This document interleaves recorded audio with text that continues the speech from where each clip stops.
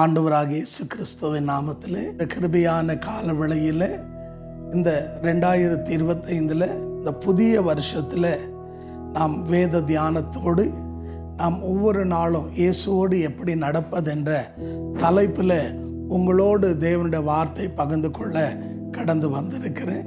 என்னோட பரிசுத்த வேதாகமத்தை திருப்பிக் கொள்ளுங்க.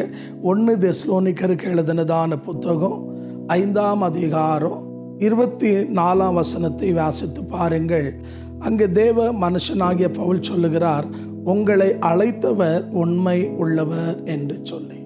தேவன் யார் என்பதை முதலாவதாக அவரை பின்பற்றுகிற, அவரை சேவிக்கிற, அவருடைய ஜனமாயிருக்கிற நீங்களும் நானும் அறிய வேண்டியது மிக முக்கியம். ஏன்னா பல நேரங்களில் நாம் தேவனை அறிய வேண்டிய விதத்தில் சரியாக அறியாமல் போகிறதுனால நம்முடைய வாழ்க்கையில் சில பிரச்சனைகள், பாடுகள், துன்பங்கள், நெருக்கங்கள் எல்லாம் வரும்போது நாம் என்ன பண்ணுகிறோம், நம்முடைய ஆண்டவரை நாம் அறியாததுனால நாம் உலக பிரகாரமாக நம்முடைய மனம் விரும்புகிறபடி நமக்கு தெரிந்த பாதையிலே நம்ம கடந்து போய் விடுகிறோம். ஆகையால் தான் தேவ மனுஷனாகிய பவுல் தன் நிருபத்தில் சொல்லும்போது சொன்னார், நம்மை அழைத்தவர் உண்மை உள்ளவர். இந்த 2025 வருஷத்தில் நாம் தேவ பிள்ளைங்க, தேவன் யார் என்பதை முதலாவது அறிய வேண்டும். காரணம் என்ன அப்படின்னு சொன்னீங்கன்னா, யோபு 19ஆம் அதிகாரம் 25, 26, 27 வசனங்களை வாசித்து பாருங்க. யோபு சொல்றாரு, என் மீட்பர் உயிரோடு இருக்கிறார், அந்நிய கண்கள் அல்ல, சொந்த கண்கள் காணும். காரணம் என்னன்னா, அவருடைய வாழ்க்கையில் அநேக விதமான துன்பங்களும், நஷ்டங்களும், இழப்புகளும், ஏமாற்றங்களும், பலவிதமான நிந்தையும் அவமானங்கள் வந்த போது கூட அவருடைய வாழ்க்கையில் அவர் தேவனை சரியாய் அறிந்ததுனால யோபு 13:15 வாசித்து பாருங்க. அவர் சொல்றாரு, அவர் என்னை கொண்டு போட்டாலும் நான் அவரை நம்புவேன். ஏன்னா தேவன் அவருக்கு தெரியும் உண்மை உள்ளவர் என்று சொல்லி. என் நிலைமை இப்படியே இருக்காது, நான் நல்ல நிலைக்கு வருவேன் என்று சொல்லி அவர் அந்த விசுவாசத்தோடு அவர் என்ன பண்ணார்னா அறிக்கையிட ஆரம்பித்தார். நீங்கள் தானியேல் 3ஆம் அதிகாரம் 16, 17, 18 வசனங்களை வாசித்து பாருங்க.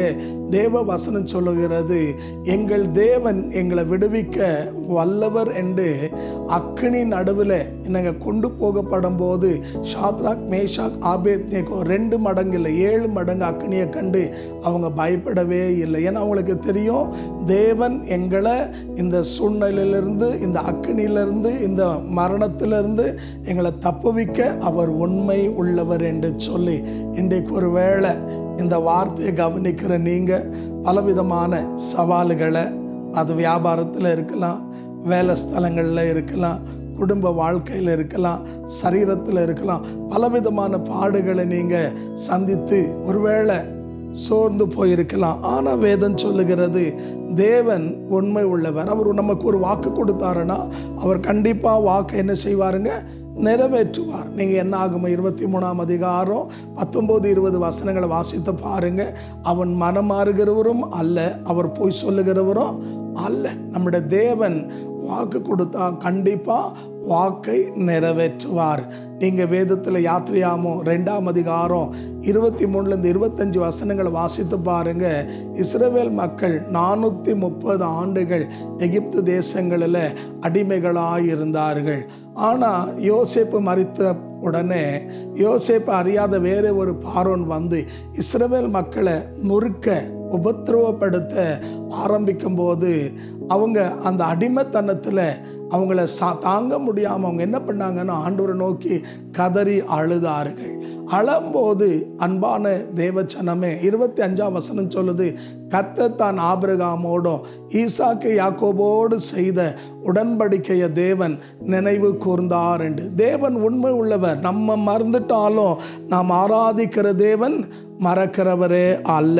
ஆகையால் தேவ பிள்ளைகளாக இருக்கிற நாம் இந்த 2025 வருஷத்தில் அன்பான தேவ ஜனமே, தேவன் உங்களை குறித்து ஒரு திட்டத்தை, தீர்மானத்தை வைத்திருக்கிறார்.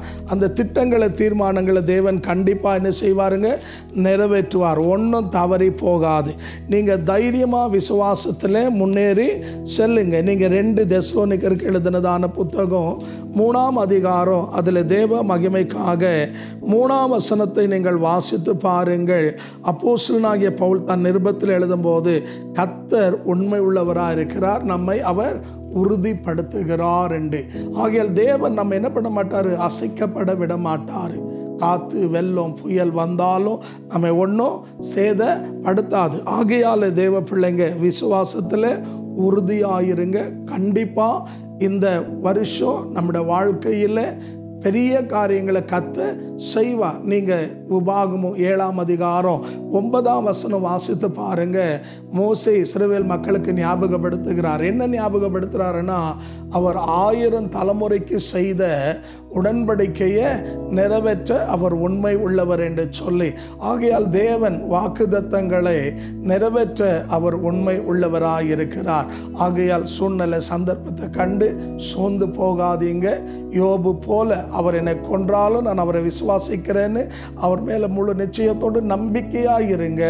கண்டிப்பாக உங்களுடைய தொடக்கத்தை காட்டிலும் உங்களுடைய முடிவு, உங்களோட ஆரம்பத்தை காட்டிலும் உங்களோட முடிவு ஆசீர்வாதமாக இருக்கும். யோபு நிலைமையை பார்த்தீங்கன்னா, யோபு 42:10 சொல்லுது, அவருடைய தொடக்கம் அற்பமாக இருந்தது, அவருடைய முடிவு ஆசீர்வாதமாக. இரட்டத்தனையாய் கர்த்தர் அவரை ஆசீர்வதித்தார். இந்த ஆண்டு கர்த்தர் உண்மை உள்ளவர். உங்களுக்கு சொன்ன ஒரு வார்த்தையோ தவறாமல் எல்லாவற்றையும் நிறைவேற்றுவார். இங்கே யோசுவா 21:45 வாசித்து பாருங்க. இஸ்ரவேல் குடும்பத்துக்கு சொன்ன நல்ல வார்த்தையில் ஒரு வார்த்தையும் தவறாமல் எல்லாவற்றையும் தேவன் நிறைவேற்றினார். இந்த ஆண்டிலே உங்களுக்கு சொன்ன எல்லா வாக்குத்தத்தங்களும் தீர்க்க தரிசனங்களும் உடன்படிக்கையும் அவர் நிச்சயமாய் நிறைவேற்றுவார். உங்களை கர்த்தர் உயர்த்தி ஆசீர்வதித்து அடுத்த படிக்கு உங்களை கொண்டு செல்லுவார்.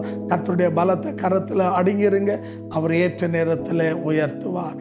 இருக்கிற இடத்துல கேட்ட வார்த்தைக்கு நம்மை தாழ்த்தி ஒப்பு கொடுத்து ஜெபிப்போம்.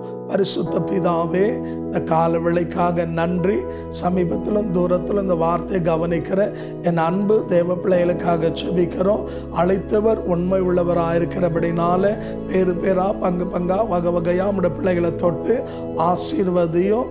அன்று சிறுமைப்பட்ட நாளுக்கும் துக்கித்த வருஷத்துக்கும் தக்கதாக நம்முடைய பிள்ளைகளுடைய சிறையிருப்பை மாற்றும். அவருடைய குறைகளெல்லாம் நிறைவாக்கி அவள் எதிர்பார்க்கிற அன்ற முடிவை நீர் அவளுக்கு கட்டளையிடும். ஆண்டவரே, அந்நிய கண்கள் அல்ல, சொந்த கண்கள் காண உதவி செய்யும். சரீர பலவீனத்தோடு அன்ற வியாதியோடு அன்று நீண்ட காலமாய் அன்று போராடி கொண்டிருக்கிற ஒவ்வொரு பிள்ளைகளையும் உங்களுடைய தழும்புகளால் தொட்டு நீர் சுகமாக்குங்க. வேலை இல்லாதவர்களுக்கு வேலை வாய்ப்புகளை தேவன் திறந்தருளும். அடைக்கப்பட்ட வாசல்களை திறங்க. ஆண்டவரே, உம்முடைய நாம மகிமைப்பட அவருடைய கண்கள் அதிசயங்களை காண பண்ணுங்க. ஆண்டவரே, ஒவ்வொரு பிள்ளைகளையும் ஆசீர்வதியும். அவருடைய வியாபாரங்கள் ஆசீர்வதியுங்க. அவருடைய குடும்பங்கள் ஆசீர்வதியுங்க. பூரண சமாதானத்தை கட்டளையிடுங்க. கடன் இல்லாமல் வாழ உதவி செய்யுங்க. ஒரு குறை இல்லாமல் நிறைவாய் ஆசீர்வதியும். தொடர்ந்து வழி நடத்தும். இயேசு கிறிஸ்துவின் நாமத்தில் பிதாவே, ஆமென், ஆமென். கர்த்தர் நம்மை ஆசீர்வதிப்பார். தேவ வார்த்தையை விசுவாசியுங்க. அது மாத்திரமல்ல, இந்த வார்த்தையை கேட்ட நீங்கள் அன்பான தேவ ஜனமே, நீங்கள் ஒருவேளை லைக் பண்ணாத இருந்தால் லைக் பண்ணுங்கள்.